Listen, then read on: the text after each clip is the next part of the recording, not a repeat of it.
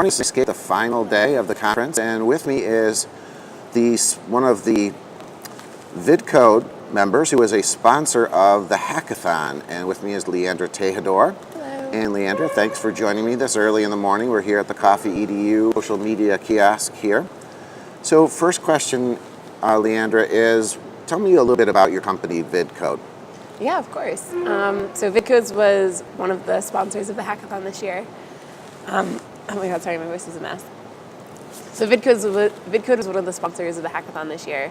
VidCode has tools and curriculum and a platform to help bring computer science education into schools in a really creative way. So students code their own Snapchat filters, Instagram filters, interactive movies. It really shows them how to program things they use every day, like Instagram or iMovie, but also expands what they're able to do in those programs. So tell me about your role as being a sponsor and participating in the Hackathon. What did you see? What did you do? What was your impression?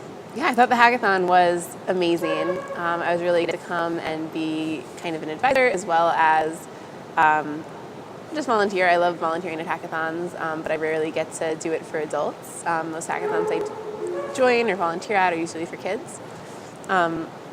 I thought that the whole event was really inspiring, especially since most of the participants, I think maybe all of them, had never been to a hackathon before.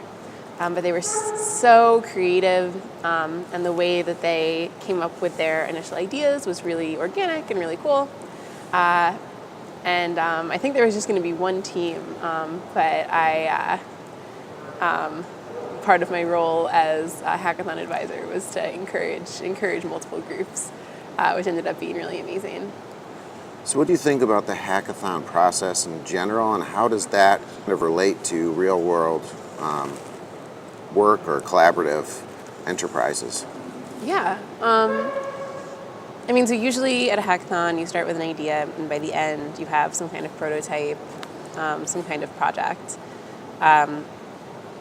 And along the way, you're researching, you're talking to people who might end up using that product one day, and you're creating something. And I think that we rarely have opportunities to build something in 24 hours and have that pressure of something needing to be good enough taken away. You're going to build something, and that perfection just has to go away. And I think that can inspire a lot of really amazing projects. So I asked one of the participants of the hackathon, what did they learn about themselves through the process? Do you feel hackathons are a good way to kind of learn how to work among a team and really maybe take ideas but take them further? Yeah, VidCode was created at a hackathon. I met my two co-founders at a hackathon, and we're still working on it 5 years later. So that can happen. But the other thing that can happen is just that I've just met a lot of really cool friends at hackathon-like events, either hackathons or game jams. And we will sometimes end up working on silly projects after, little video games. But it's a cool way to meet really creative people and connect sort of on that level, which can also be hard on day-to-day life. Right. So any big projects coming up for VidCode or? Oh gosh. So we have Hour of Code coming up. We partner with code.org to release free activities every year. This year we have two really cool ones.